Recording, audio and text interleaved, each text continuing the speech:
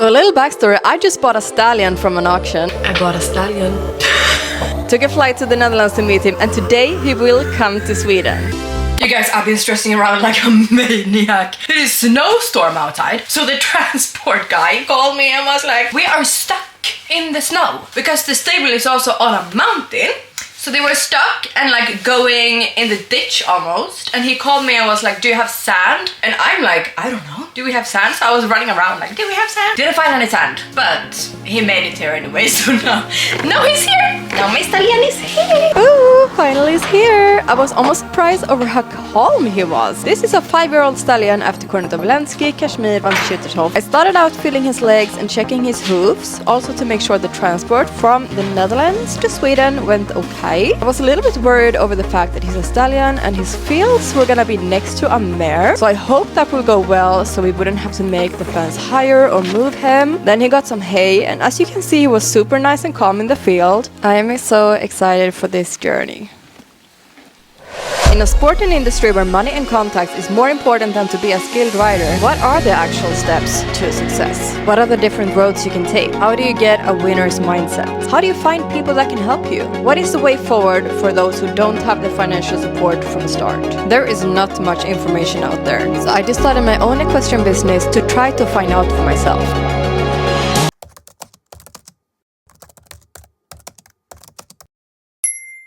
So today we're gonna ride him for the first time. So that's gonna be very exciting, but also a little bit scary because I don't know how he will be. My impression of him is that he is very nice for being a stallion. He is so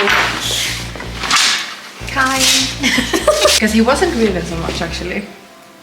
But he just seems very nice. To pick the hooves he doesn't love, but we're working on it. Actually starts to understand this now that he gets food. Oh my god, he's a quick learner. It was actually a little bit difficult with this just yesterday, but now he understands already.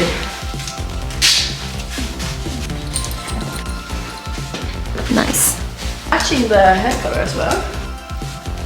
You're such a good boy. When we go outside, we also need to go past all the mares. It'll be interesting.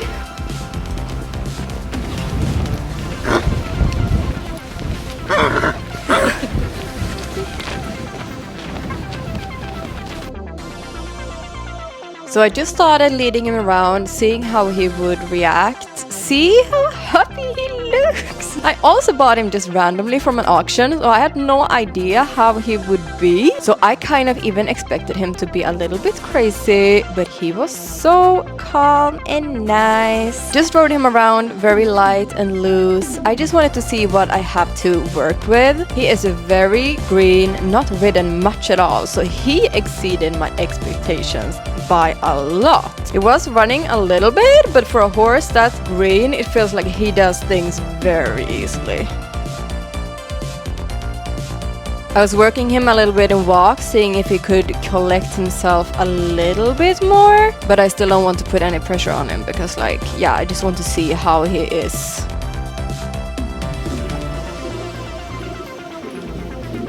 Nu ser han fin ut.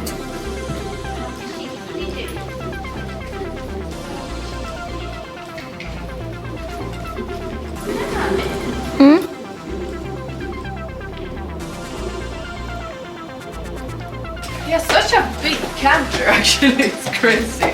But he is so nice, and I survived, so no, but actually he is very, very nice.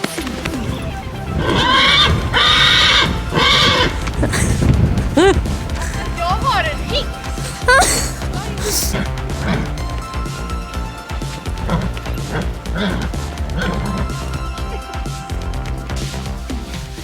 So about a stallion, top, but how do we go from here? This channel is for those who dare to dream big, that are ambitious and actually wants to improve. So what are the first steps to take forward? If you're listening to the most successful people in the equestrian industry, riders, dealers, trainers, breeders, there is one thing that they all have in common. You seem to be very open to doing partnerships, which is quite interesting that it's more collaboration than competition. So it's nice to be partners and both have a share. To have a special partnership with good people helps you a lot. You both have your clients, so it brings a little bit more business, more stronger together, I would say, or better together, if you want to say that. It gives the feeling that you're open, like it's more inviting as well, probably for other people to come forward and maybe propose doing something, because it's very easy in the horse industry. Sometimes people have a very closed mind. Collaboration. I feel like riders starting out completely miss this part. Equestrian sports are individual, but to make it to the top, you need to collaborate with others. Especially if you are a person that didn't just get everything handed to you. This could be a way to move forward. If you are too, you have the double amount of contacts, finances, experiences. I met when I was young Ludo Philippars, then we got partnered for 2-3 years together.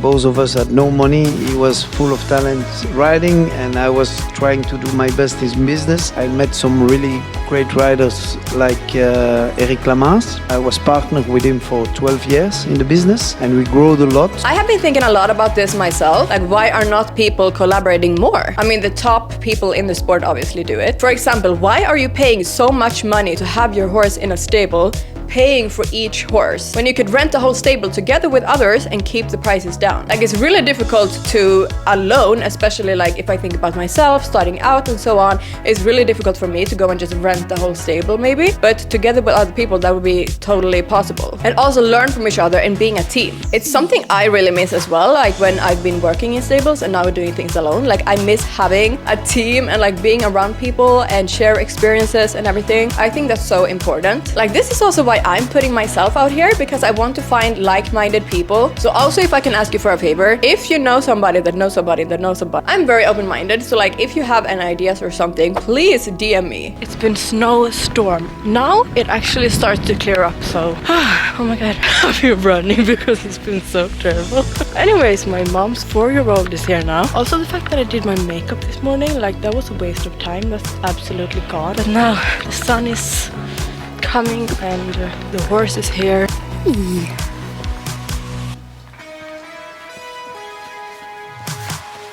She is super ultra fluffy. So the stable owner in the stable asked if I wanted to work half-time for her, and that's so good because that means I'm getting some income. That's actually a very good idea, and I work part-time, so then I also have time for my own horses, and then I also work with a horses management company.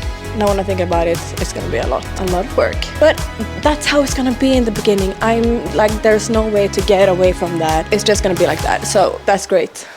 That's actually great. I got asked if I could ride 2 horses for a client, so first client horses. I'm really excited for it. You know, I'm not gonna make a lot of money out of it, let's be honest. But, you know, I also feel like in the beginning, it's better to at least have a client, and then you can get started and you can have people recommend you. I'm just so happy that like I got 2 client horses so fast. You have to start somewhere, and I know that I'm doing it like for the future more, and then I'm just gonna try to do a very good job with them and take it from there. I'm not gonna lie, I'm super excited about it. So now my stallion is here, this 4-year-old is here, and oh my god, she is the nicest 4-year-old I've ever ridden. And now I'm just gonna put myself out there even more and do even more things. And in the next episode, not 1 but 2 new horses is coming. So I'm super excited.